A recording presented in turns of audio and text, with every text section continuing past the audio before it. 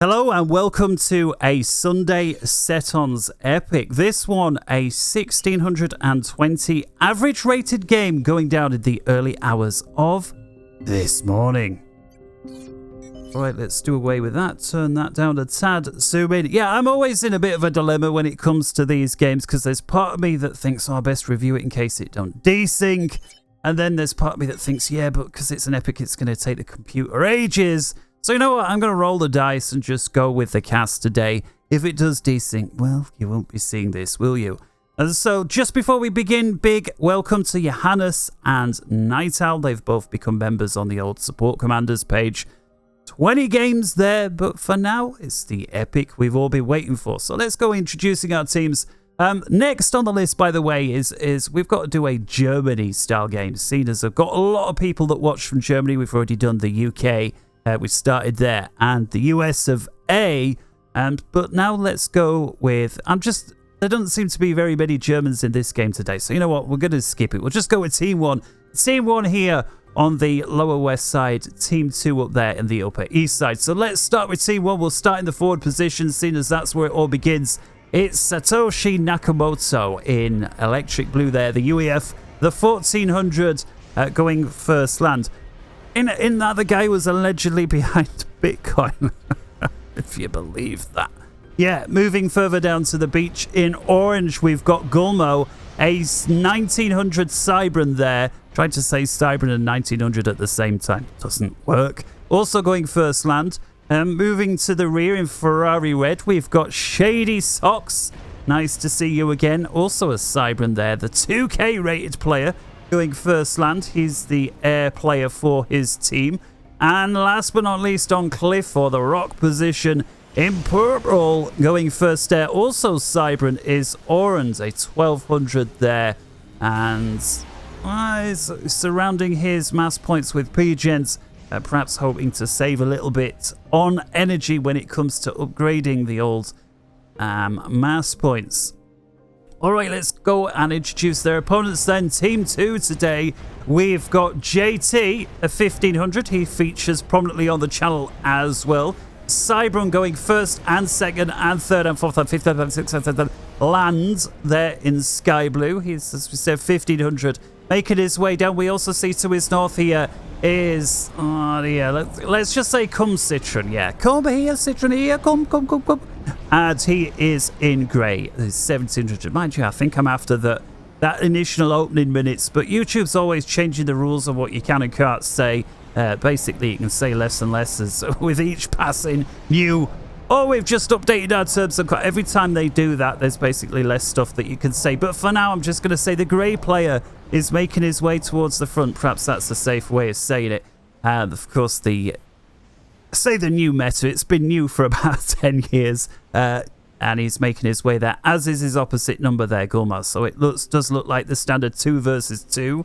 Let's complete this off then before we forget. In the rear wit gear for Team 2 is Atlas, a 1900 Seraphim player. Only the second Seraphim we've seen. The first was CumCitron in grey.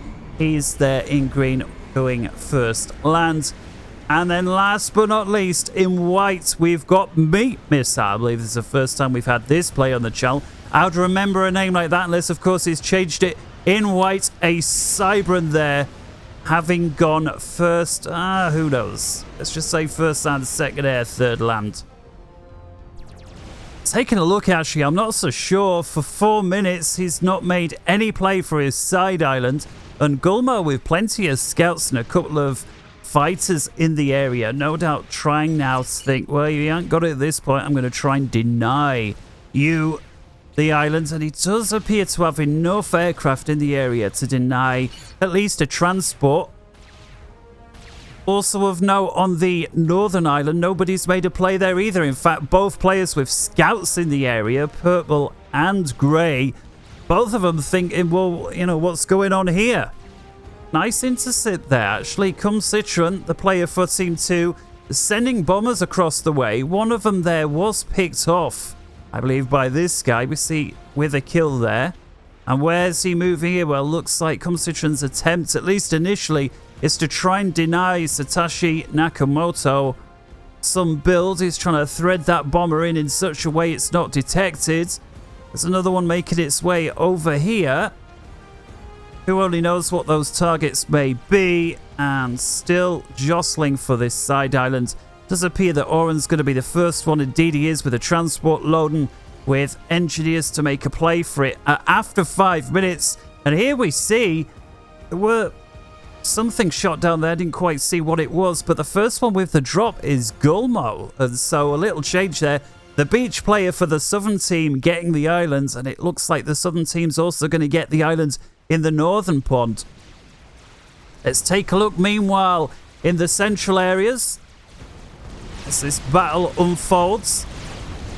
Yeah, Satoshi, you got to get stuck in, mate. You can't just stand there and let one of your teammates take all the damage. Come on. He's actually just trying to absorb some of the mass. Come on, man, get stuck in. That is not necessarily the best play. If GULMO decides to bail now, you've had it. JT continuing to apply some pressure, and JT certainly with the numbers. See Satoshi now rolling in with a few tanks of himself, but he's not got as many. JT certainly with more up front, and GULMO, realizing this, decides not to bail and run home, unlike CumCitron, who appears to be going Citron. JT continuing to apply the pressure in a 2 versus 1 situation here, but he does have the backup, and at least for now he's not letting it dissuade him, just getting his first rank of vet there. Let's take a little look elsewhere on how things are unfolding. Sure, I saw on the minimap 1 or 2 bombers circulating around ShadySocks' area. Kind of unusual that the beach player will be going after the opposite numbers air player within the first 5 minutes, but alas, it's happened. We've also got a drop here from CumCitron. Not sure entirely what is on there. A mixture of tanks and artillery, 3 and 3. And he does have some interceptors here that will be enough to escort it. And it's unsure if the other team will have read there that there is a drop coming. Let's have a look. Well, I'm not sure that they see it. Check back in the middle area. JT push back just a little bit. And GULMO still not electing to bail. In fact, sticking around, getting a bit of reclaim for himself now. SatoshiNakamoto looking very strong still. 3/4 health. JT a little less, of course, with the rank of vet. And JT, again, doing the right play here. Going after the tanks, not the commander. And is not too far off his 2nd rank. Let's have a look how this drop's doing, and the drop has indeed landed. 4 of the drops were split off, going after this mass point from Shady. Tech 2, and there's a couple more over here. 1 tank, 1 artillery, causing ShadySocks a minor headache, suspect. Navy-wise, Meat Missile does appear to be the first player to have, let's just say 1 more frigate in the pond. But the problem is he's lost his side island. If he can't get that back off GULMO, especially when you consider Meat Missile is a 1400 versus a 1900, it's going to be very, very difficult for him. It's going to be difficult for him even with the side island, with that sort of disparity. Taking a look over here, and a renegade gunship there from ShadySocks. The air player actually having to dispatch a Tech 2 air unit to deal with this drop. We see here CumCitron desperately trying to defend, and he does shoot down that renegade that's got 4 kills. And the other 2 looks like they're going to be tidied up by this jester from GULMO. And so that there, more annoying than anything. Yeah, Tech 2 mass point, a little bit of build capacity. Certainly enough to screw up somebody who has a very refined build order. Although at this skill level at 2k, you should be able to adapt very quickly. Interestingly enough, though, CumCitron is actually coming back. And just as well, JT on very low health now, doing a little bit of a dance there, down to just 1/3. Satoshi, well, interesting. He's just there on manual reclaim job. Nobody as of yet has an upgrade, and Satoshi got to be a little bit careful here. He's outnumbered 2 versus 1. He does have a few units that he's now forced to throw forward. Problem here, though, with 2 commanders and all of this backup, they're going to be able to brush this aside, and Satoshi's got no choice but to bail. He has to run. He can't stop. And especially if there's artillery that's helping to chase him down, that can be difficult. Beautiful move here from Satoshi to try and block some of the leading units from the advance there, while not holding up his own commander. That was really well played, and I'm not sure if that was a mistake there from Satoshi or whether he was forced to dodge some artillery, but it looks like he's got just enough to prevent there the overrun. But he's having to pull all the way back. Actually, GULMO forced back forward. It appears like this guy was thinking about running away, and he can't. And so Team 2 pushing well beyond the 50-way mark here, which is somewhat unusual for a Setons game these days. Alright, let's ease off on the music. Meat missile, it appears, rush for the Tech 2. Puts out a cruiser flanked by a bunch of frigates and has caused a lot of damage, including, importantly here, the land factory from GULMO. That's going to make it much more difficult to reinforce this base. And all of these units here are engineers. There's a solitary mantis. That's the only unit, or the only offensive unit, should we say, on the islands. Check back on things over here. Looks like a very crucial Navy engage. Although Meat Missile does appear to have enough units there to deal with it, including a few subs. But checking in back in the central region, GULMO and SatoshiNakamoto just about able to hold. JT continuing to blap away. Can't be far away, and he isn't from his 3rd rank of vet. He continues to pick off the units. Very methodical.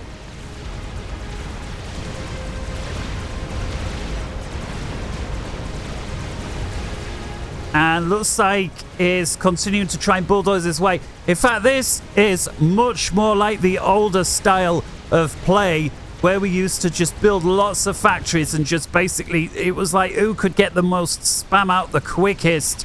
And then, you know, at what point did somebody switch gears and go for tech? But of course, if you did it too early, you'd always lose because, you know, spam beats tech in the earlier stages until you can get enough tech there that, you know, you basically beat the spam. And it looks like JT, yeah, trying to recreate some of those older days. And this is going to force Satoshi to build more, or at least go defensive. I mean, he's got 7 factories there. But JT's got loads more. Oh, he's so close to his next rank of vet. Surely, come on, one more kill and he's got it. There we go. JT with his 3rd rank, and with it, gets back up to half health. 36 hit points a second versus Satoshi's 22, who is himself a 2-star. A GULMO, a solitary star with 24 hit points per second. And this is unusual. ShadySocks on 13 minutes 20 seconds has a Tech 3 gunship, a whaler on the front line, together with a bunch of ASF. This is, well, I don't know what to say. Depends which team you're rooting for, lucky or unlucky. This is going to piss JT off. Here you are going for spam, the biggest weakness that Tech 1 land spam has. I mean, they've got a few, but the biggest one I would say is versus Tech 3 Whaler. Because even if you spam Sky Slammers, it's going to take them forever to chew through the hit points. We've already seen here, Shady's got a bunch of ASF in the area as well, potentially ready to deal with any ASF that are coming in, and I just wonder, has Atlas got enough to deal with it? Well, you see there, he probably does, but if he does take out the Whaler, I suspect he's going to lose air then and there. And so this here is a right precarious situation.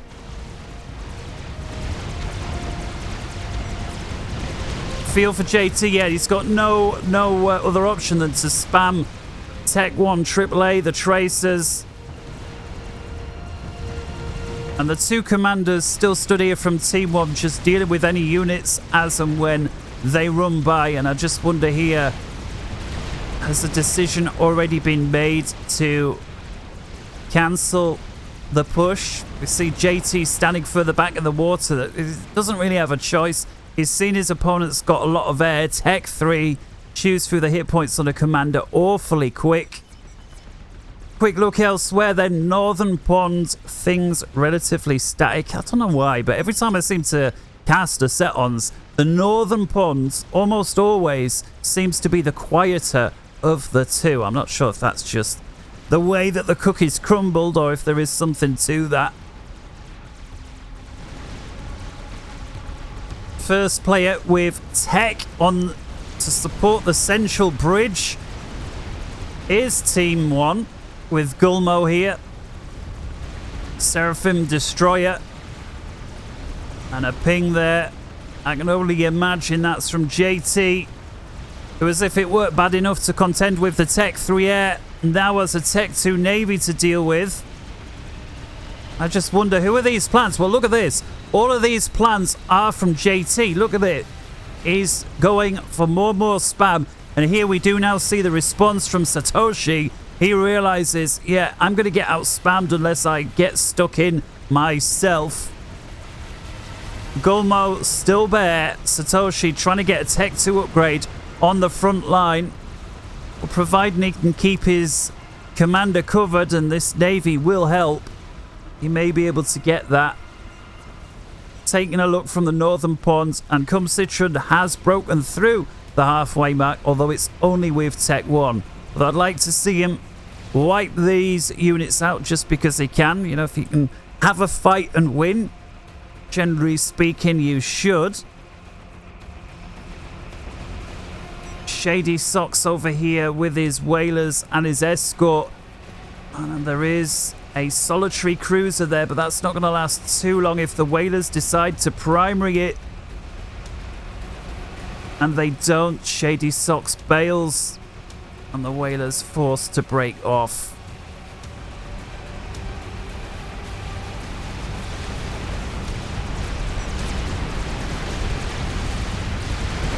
Props to JT, the 1500. He's been versus two commanders here the majority of the time. CumCitron having bailed some time ago, I imagine. Yep, he's already back at base. And he's also having to deal with a Tech 2 Navy here from his opponent as well. A luxury that is opposite number Satoshi does not. Satoshi actually not too far away from death. He's determined not to cancel this upgrade. Oh my goodness, was that close, and he gets it. And then an overcharge. Man, that was a bit clutch, a bit, you know, was it ballsy, or, you know, when does ballsy just become downright stupid? I don't know. I don't know. I guess it depends if it works out or not. If it works out, you get a medal. If it don't, well, you don't. And Satoshi, yeah, with Tech 2, if he could put down, oh, he puts down a factory. Is that a block? Yes, it is. And then he's going for a Tech 1 point defense. Yeah, finish off the point defense and then put a Tech 2 one next to it. And then together with this Navy, and you've still got your mate here, Gulmo. Look at this, 136 kills. Unbelievable. On an unupgraded commander. It's not often we see that. Certainly not on a Setons game these days. And it appears here that CumCitron causing his opposite number, Aurand, a lot of headaches. Despite Aurand getting control of the side island and being on rock, just doesn't appear that he's got anything like the numbers he requires to deal with this spam. You see here, some engineers are trying to respond to it by building torpedo launchers, but it's just far too little, far too late. I do like the use here of the Medusas versus the Navy, and you can see they're actually the first unit from Aurand that are beginning to inflict some damage upon his opponents.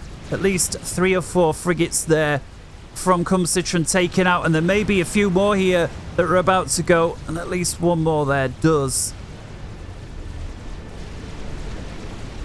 Check back in on the central region. Hats off to Gulmo. No doubt about it, if it weren't for Gulmo, the forward player for Team 1 would be completely overrun. I'm not sure whether the commander with 151 kills or the Navy has made the most difference, but I'd say without either one, the front position here from Satoshi would have been lost. Satoshi has now got a lot of factories of his own.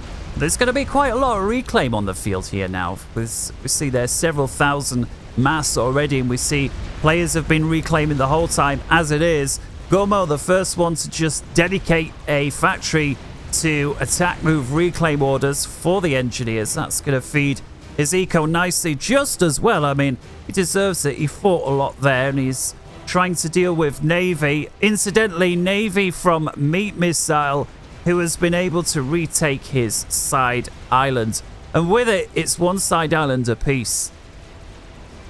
What a game. What a game. Let's take a look here on the totalizers. It's pretty close. 470 versus 460. There's only actually 8,000 mass between the two teams. A very minor advantage for Team 1. That's these guys down here. Roughly 2% mass ahead overall the entire course of the game. I just wonder, is JT still going to go for the spam? And it appears so. He's trying to produce more and more. I just wonder at some point it's no longer going to be worthwhile. I'll tell you what, if Satoshi went for the gun, or even if GULMO went for the gun, if your opponent's insisting on just funneling spam through, that'd be a very effective counter. Beautiful breakthrough here with a solitary destroyer just to cause JT headache's sake. You see he's taken out at least 2 of the mass points, and looks like there's going to be a third. Atlas could do worse here than just send in a couple of torpedo bombers. I realize he's probably concerned about the state of the air. We know he was behind. Go on, it's surely you've got an opportunity to pick these off now. Pings of desperation from Meat Missile, and there they go. Indeed, he does pick them off, and now he's got to back off. Almost all of these here are destroyers. Yes, they are. And so GULMO very weak against the air. Should Atlas decide to switch gears at this point? And if he does, it couldn't come soon enough for Meat Missile, who looks like he's outnumbered at least when it comes to tech in the southern pond. Meat Missile, who's got a heavy assist on the Tech 2 Navy HQ there, has not yet made the switch to Tech 3. Meanwhile, northern pond, the reverse. It would appear that the beach player there, CumCitron, has all but kicked Team 1 out of the water. Aurand here does have a solitary naval yard in name only there, trying to produce Tech 1 subs. It's actually got a second one over here. This is somewhat ambitious here. The two opposing teams with naval yards mere inches apart.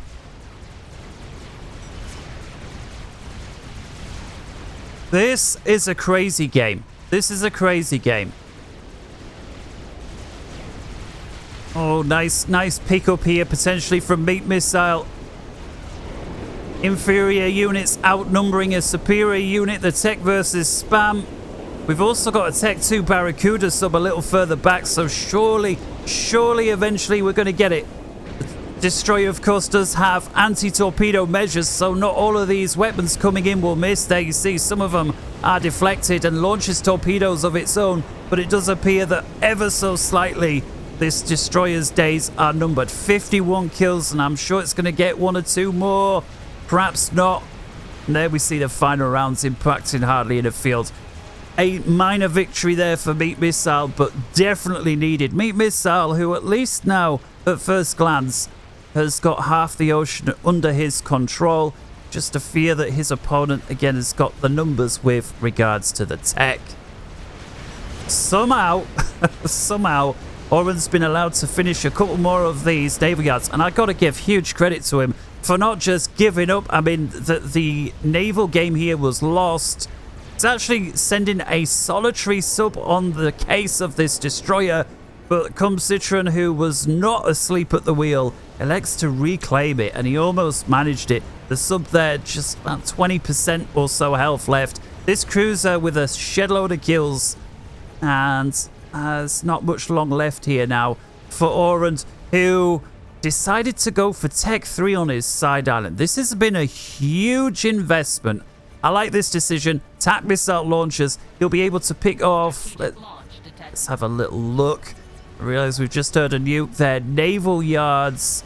And these isolated structures as well, actually, it's just outside. The naval yards are just outside. The first missile is from ShadySocks, and at 24 minutes 30 seconds, I mean, very, very difficult to defend against.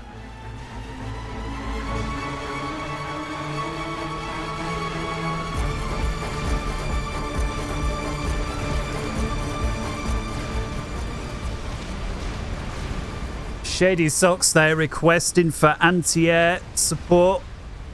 And surely this is going to go in back, and just as well, because if we take a look, Atlas now has complete air dominance. And so ShadySocks requesting, Atlas says, yeah, he just made 0 ASF. Well, he didn't make 0, but he certainly didn't make as many as you. And in exchange, Atlas's air grid there just goes up. Luckily for Team 2, they do have a secondary air grid that's just been started there, but that is a vast majority of Team 2's air production that's just gone down. ShadySocks here with a minority of ASF, but it's not enough. Team 1 can get some SAM sites, bouncers online, and get this air tipping their way slowly. They'll be able to get it back, because Atlas, yeah, he's got air dominance, but he's got to hang on to it now because he's way, way behind on the air production facility. ShadySocks says, I has a friend named Sam. Yeah. I could only assume he's referring to the surface-to-air missile, aka this guy. Well, you're going to need it. Lots of torpedo bombers here from ShadySocks and... Sorry, Atlas, but ShadySocks has ASF in the area. Surely, go on, pick them off. You've got to pick these unescorted, undefended torpedo bombers off. You've got to do it, man. Because we see here, GULMO is very, very light on anti-air, although with the buff that the frigates and the destroyers had several months ago now on the anti-air, they do, you know, enough of them do eventually chew through the torpedo bombers. But this navy here from CumCitron, and this is exclusively Tech 2 cruiser here, the Seraphim cruiser. This is going to be so difficult to defend against. And at this point, Aurand's mission is, I was going to say, been reduced to attack missile defense, but actually he's managed to get himself in the water again. I am a little surprised here that this hasn't been put a stop to.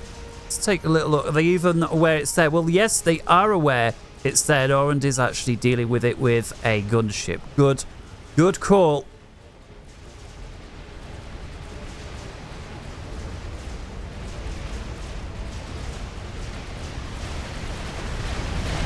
Corsair fighter bombers here from GULMO going after the economic options of his opponent. Meat missile, and they do successfully manage to do so, but then are shot down, and meat missile wasting there no time to rebuild. Meat missile, incidentally, who has a few battleships online and could do worse than trying to pick off some of these Tech 2 ships using the Tech 3. Meanwhile, in the northern side of things, CumCitron realizing that his opponent Aurand has gotten re-established, sends frigates in for a second time, and yeah, there's just no way that Aurand can do much about this. I mean, this is the best decision here from Aurand. Send some of the frigates away from this. You can't win. You may as well try and get something else done elsewhere, even if it is just go after build capacity that's on reclaim duty.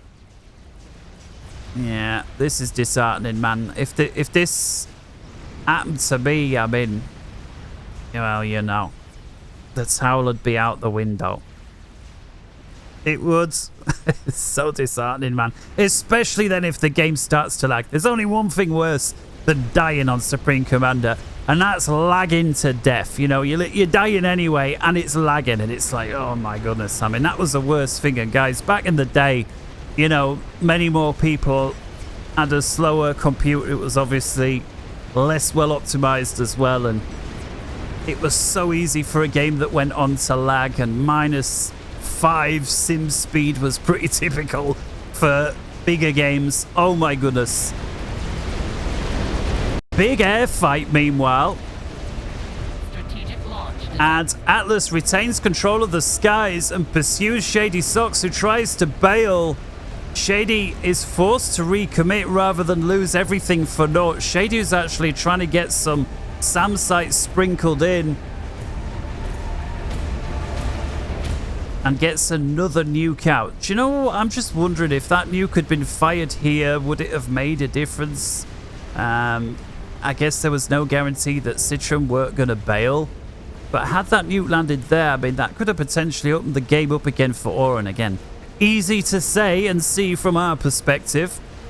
And so the nuke's going in, and meat missile. You know, actually, that is not the world's best target. Tell you what, a bit of a pickup there on some of the aircraft. I think Atlas was asleep at the wheel a little bit there, but perhaps not expecting that particular target either.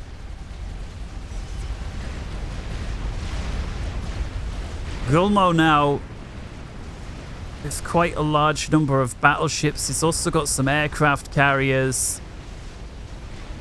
And ShadySocks. This is an interesting move from Shady with the Tech 1 bombers. I'm not sure that's the priority. I'm sure his team would rather he gain control of the sky, or at least send some of these Tech 1 bombers this way. Because Aurand, unfortunately, is really struggling here. Aurand, who is desperately trying to deal with the Navy using torpedo bombers of his own, and he does manage to take a few units out there, but there are now battleships from CumCitron. I agree. I like what CumCitron did here. He, rather than rush into Tech 3, spent a lot more time at Tech 2. You can see how that's really paid, especially the Seraphim cruisers here with their missiles. You see, but Aurand, who has actually lost his strategic missile defense here.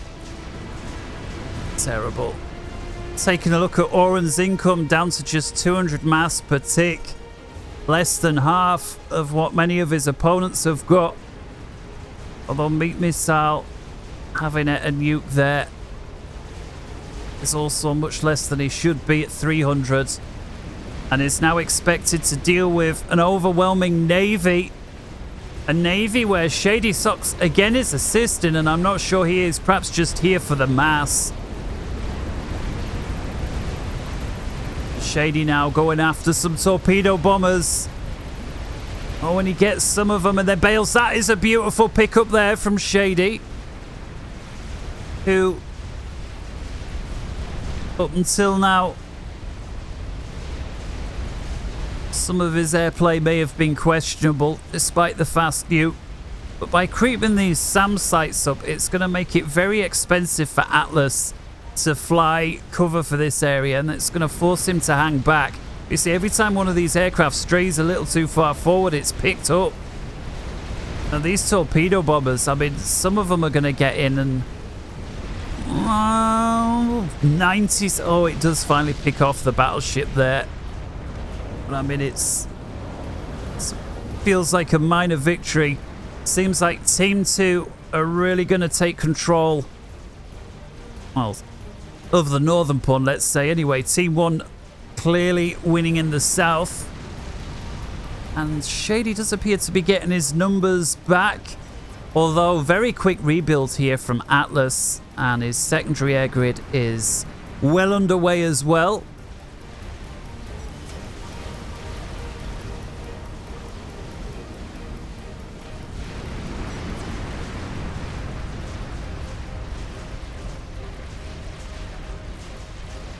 Alright, 33 minutes and 33 seconds are about rolling around. Aurand's side island is all but gone. That's no doubt going to get handed over to Team 2.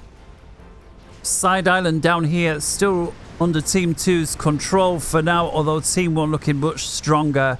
As we said down there, this just looks like a matter of time.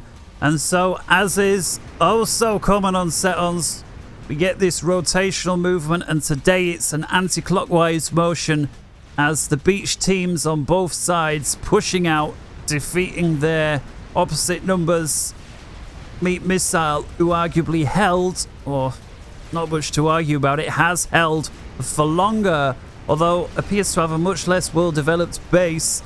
Still relying primarily on the Navy as well as his side island. Once that goes, where it's just a few mass points that are entirely undefended.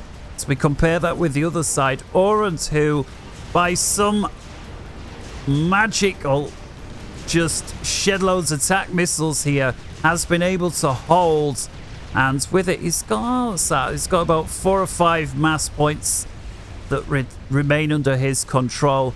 Big air fight potentially brewing here, and yet once again ShadySocks is forced to commit. I am imagining it's a fight he would prefer not to have had, but by the time he realized it was too late, at least for Shady, it's over the top of a bunch of SAM sites here.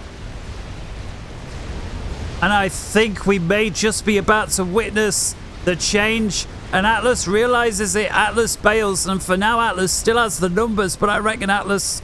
So hang on. If I carry on fighting over all those SAM sites, it's lost for me. Atlas re-engages the fight a little further away. And Shady fires his 3rd nuke of the game.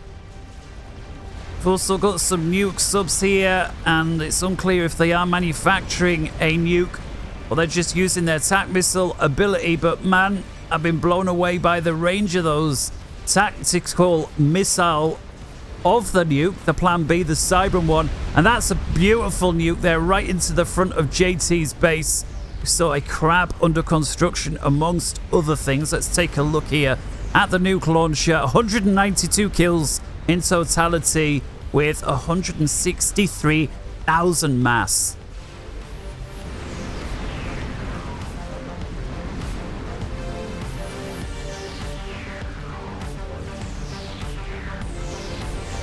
Very nice tactic here from CumCitron. Some mobile artillery, the Zooies, and you know, he couldn't do any better, I think, than take out these SAM sites that Shady's been threaded with. This solitary engineer, it seems like, he's put down a load, and these SAM sites we saw were crucial in preventing the air falling a second time for Shady, causing Atlas to drop back.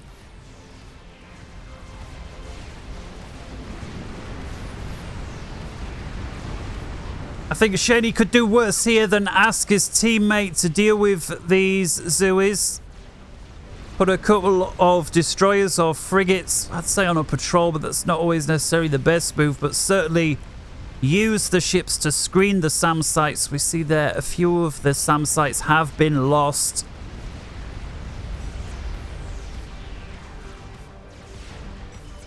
Aurand, who's now eating battleship fire on his main base. The tactical missile defense won't be much good against that. That's actually a really cruel, methodical takedown there from CumCitron. Allow your guy to invest so much in tac missile defense and then move in with a completely different type of ship, the battleship, causing the complete destruction there. And we did just see an experimental unit blink online, and I'm just wondering, was it? And yes, it was the experimental bomber. And it's moving in from CumCitron. I just wonder, do the other team... Yes, well, they should know it's there. They've definitely picked it up. It's just a question of, is anybody paying attention? And if this don't make... oh, my goodness. Aurand, man, you've got the patience of a saint. And in fact, the experimental bomber, leaving Aurand alone, feeling mercy, decides to move straight on. And instead going straight for ShadySocks. Seeing numerous pings of desperation there. Atlas providing air screen. Bomber still with about 2/3 health, and the first bomb connects, and with it the nuke launcher, as well as a sizable portion of Shady's air grid, is down. The entire rest of the base is undefended. He's desperately trying to get another shield online here, and it's going to be close, but it's too late. The next bomb connects, and that's another huge percentage of the air grid down. Oh, I thought for a second there that was too close for the reload, but it's not. Man, Shady's base is in tatters. And Atlas there just happy to park his air. And I'm just thinking, what is Team 1 able to do about this? Shady with the only response that he can. Spam SAM launchers. Oh, Quantum Gateway Factory there. That goes down. Together with a bunch. Oh, it's going to be close. The experimental bomber's almost dead. Oh, it breaks through all the shields. Come on, surely it's down. Surely it's down. Surely it's down. Just 4,000 hit points. 3,000. Ah, goodness. He's playing that well. He gets it away. The bomber's now coming back to from CumCitron, taking a stab at Aurand's base. Oh, it's going to connect perfectly. It's so close. It's a 5-star bomber now. It's a 5-star full health. 1,000 hit points. I realize we're focusing on this at the neglect of everything else, and it is finally shot down. That was a bomber and a half. That easily paid for itself several times over. And this time, Team 1's air grid is go. Atlas there sums it up. That is so effing bad. Yeah, it was.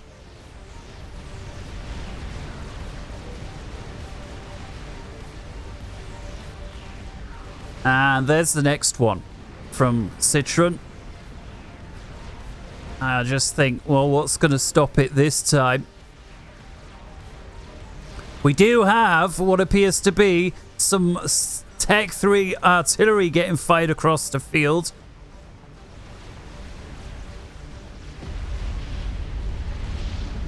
And support commanders popping there as the battleships from Team 1 reaching into Team 2's base. But yeah, where's it coming from? It's from somewhere around here.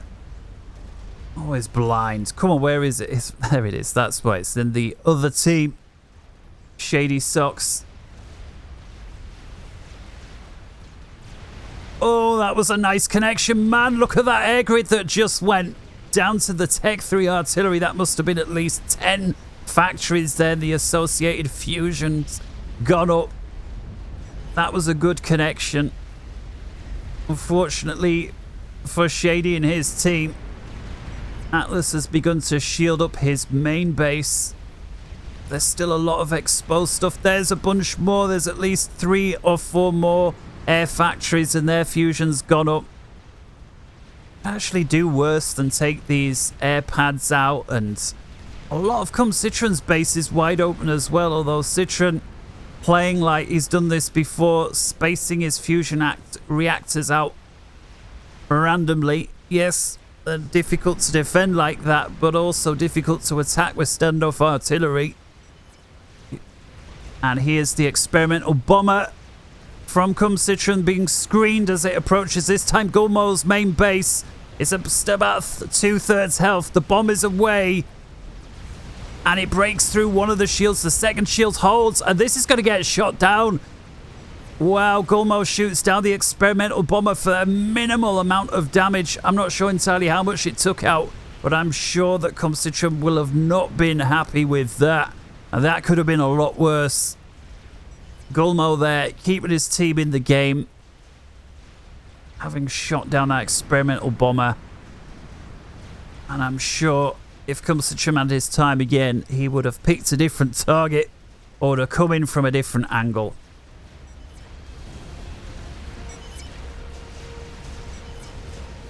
Interesting little landfall here as well from GULMO. Although now eating artillery fire. As meat missile is reduced to the static artillery emplacements, but effective. If it works, it works. Centrally, the battleships, having defeated Aurand's main base, turn their attention to Satoshi and his forward base, who is exposed, and he needs these shields. He's just got to stack shield upon shield upon shield. I like the use of stealth gens as well. That forces the opposing team to continue to scout. Let's have a look what they can see every time. They've got incredible viewing.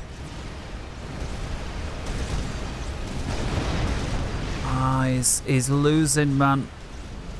Sure, he could do worse and get some Tech 1 artillery and march it right up to the coast. Of course, easy for me to say when I've got all the APM in the world spare. See there the next experimental bomber from CumCitron making its way over, and here we see more of this artillery land. Nice impact there going after CumCitron's main base.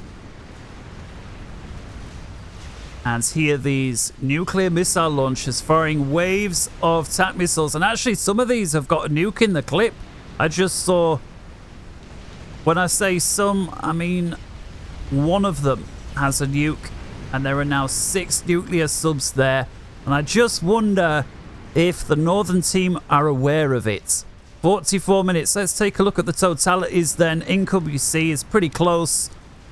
Oh my goodness, look at it. 2.28, 2.29 million.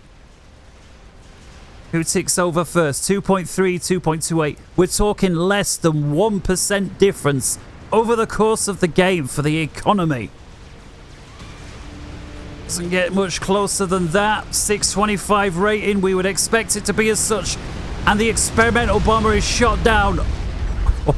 Oh, look at the hit points. 100 hit points remain out of 3,800 on the strategic missile defense. There's a second one there also with 100 hit points that remain. GULMO, I think, will be pleased with that.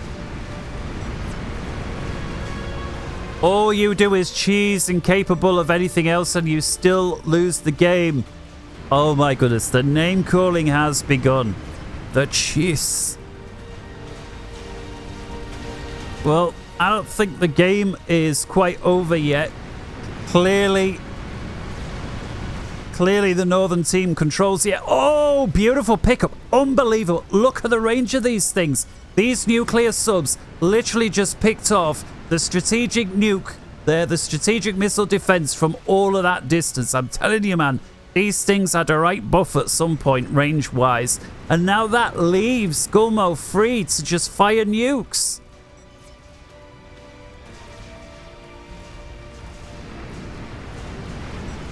JT realizes the writing, I guess, is on the wall nuke-wise. Either that or he's unhappy. Atlas must be referring to, you know, the position versus the position, you know. Atlas, you know, winning his position's quote-unquote job. Which in fairness he did. Shady with that very fast air initially that did help prevent the mid from overrunning. And then of course that fast nuke. But the nuke was countered by Atlas just having way more build capacity to get re-established much quicker. And so there's the first of the naval nukes. That's taken out there at least 6 of the fusion reactors belonging to CumCitron. Meat missile defeated by ShadySocks. What?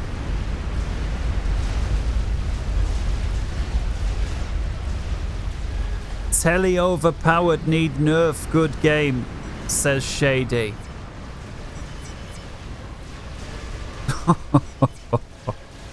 Oh man, people not happy with what's going on. Satoshi here with attack missile, he's Tech 3 commander, so the forward player for Team 1 there.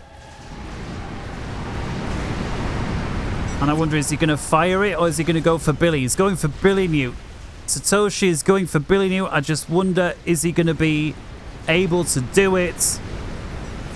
Tell you what, these nuclear subs here with their insane range. I mean, he could fire a nuke off there if he wanted. Has he got one in the clip on any of them? So many nuclear subs right there. The problem for GULMO is if Atlas realizes what's going on, he could snipe those subs and then it would widen the game up a little bit again. I realize we've still got the artillery here. 200 kills from Shady so far. That's Solitary Disruptor. And Atlas going on a mass scouting run. Maybe somebody that's not yet made... Oh, he has split them up. Oh, there's... maybe he has used the split move there for 3 of them. Certainly not in the traditional sense for having that many scouts.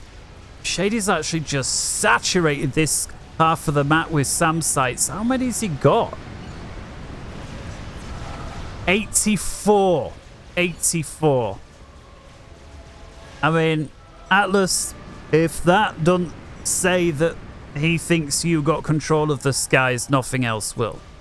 Let's give him that. I'm just going to ignore the chat.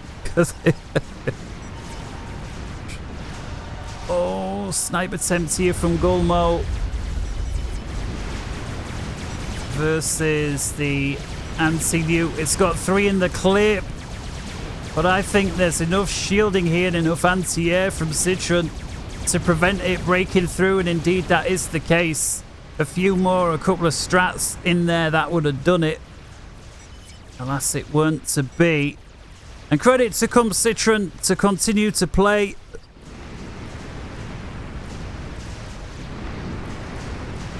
And he just managed to get himself another experimental bomber out online.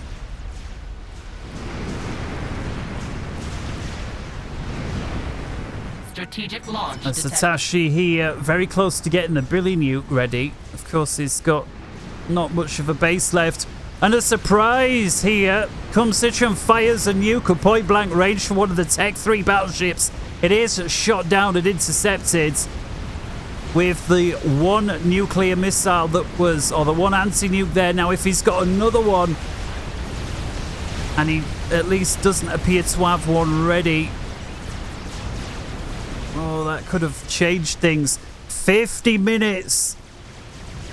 Massive run here, and this time the fighter bombers do pick off the strategic missile defense there from CumCitron, and they're continuing to have their way. Actually, the fighter bombers firing at the experimental bomber that's made landfall there, and I suspect the nuke will be on its way. Looks like we've got a second artillery piece, or at least seems like it with the amount of rounds that are flowing through.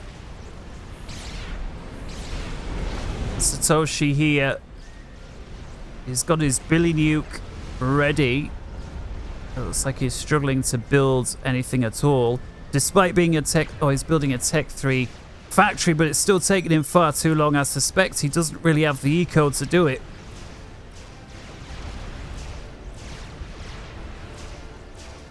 Huge wave of strat bombs there from Atlas. I tell you what, man, if Team 2 can pull this back, if Atlas can pull this back, I was going to say I kiss him. I best not say that, because if he does manage it, he'll hold me to it.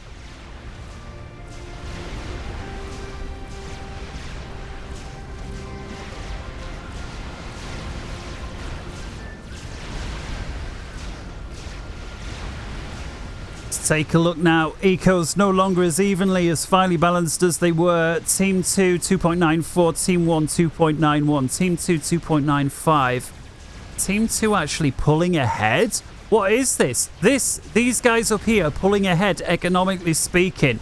Here come the strat bombers then from Atlas. What have we got? Oh, there's another nuke there, point blank. There's still 16 strat bombers here. A beautifully timed nuke there. Now, they were all going after the nuke defense. Now we see there's another strategic nuke defense over here. It's only halfway done. Oh man, all those strategic bombers were going after a building. Oh, there's a second nuke out from CumCitron, and there's a third, and we've got all these strategic nukes subs over here. I mean, come on, GULMO, why isn't he firing? Perhaps he feels that he's unable to get through the defenses.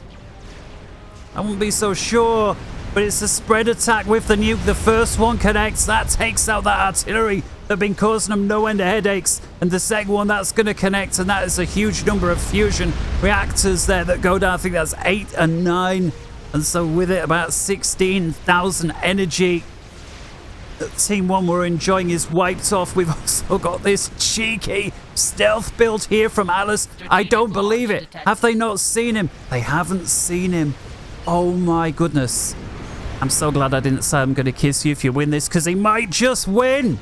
At 53 minutes, this is unbelievable. one of the nukes out there from the subs going after the outer construction facilities there. And resourcing options. It's been handed over to Atlas.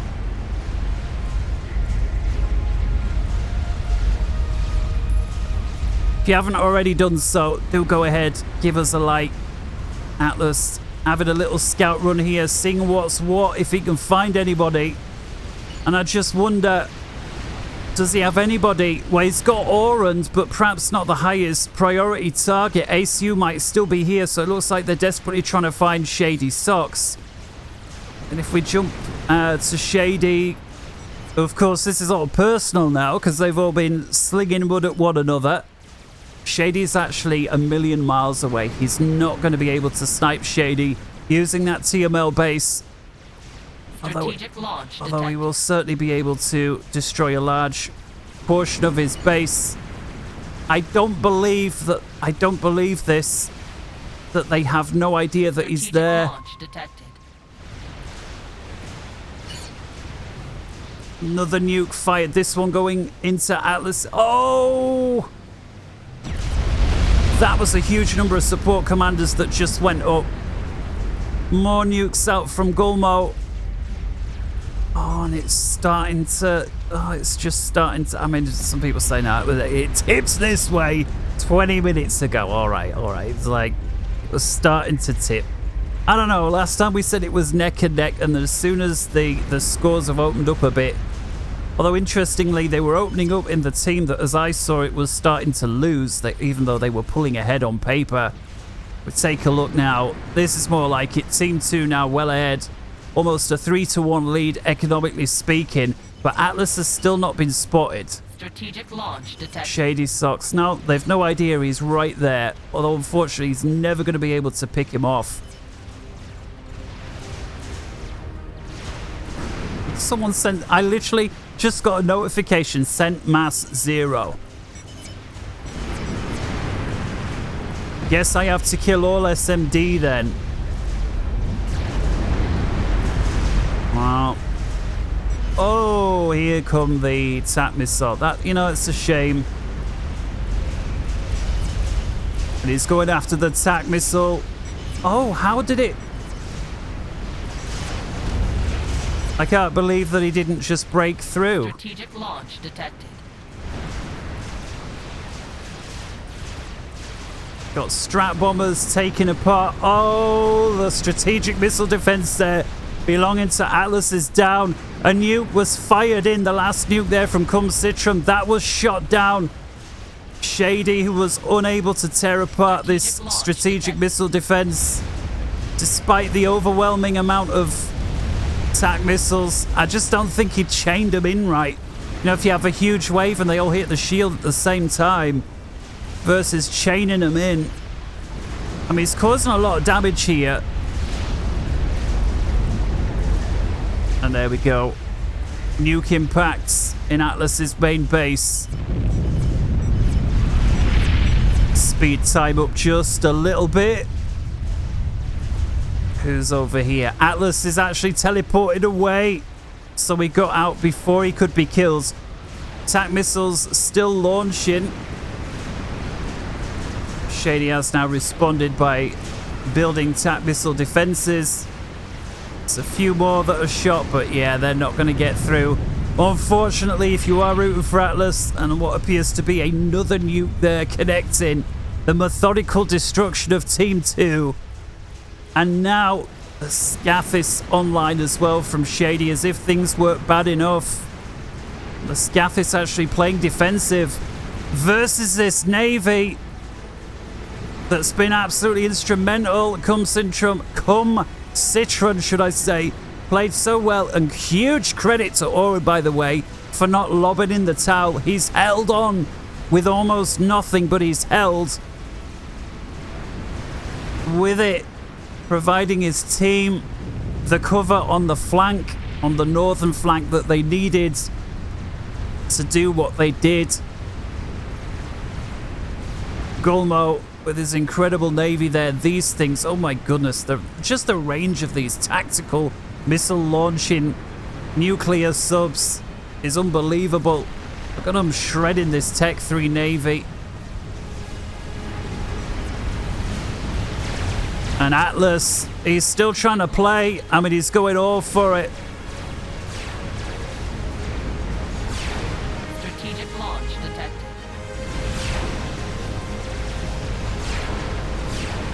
More nukes out. These are all nukes from Team 2. On 2 of them are going to get through.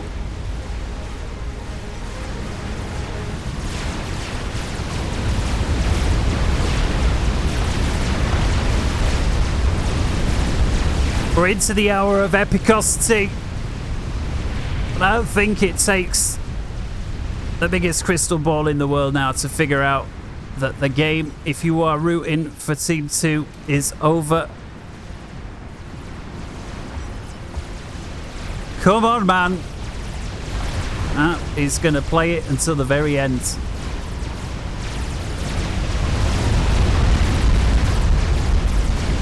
GULMO decides that's enough for me. He, of course, on the winning side. CumCitron there has also lobbed in the towel. Just Atlas to go. And he's killed. Ladies and gentlemen, I hope very much you enjoyed the game. Thank you very much for watching. It's been a pleasure to bring you this one. I realize it's been quite a long time. I will endeavor to get this out to you on the Sunday so that you can enjoy this evening, or you will have enjoyed this evening. And until next time, from me here, deep inside the UK, wherever in the world you may be, take care. Good morning, good afternoon, good evening, and good night. Don't forget that there are more games on Patreon. There's 20 over there now. And again, thank you very much to Johannes and Night Owl for joining recently. And so, yeah, check them out if you haven't already. See ya.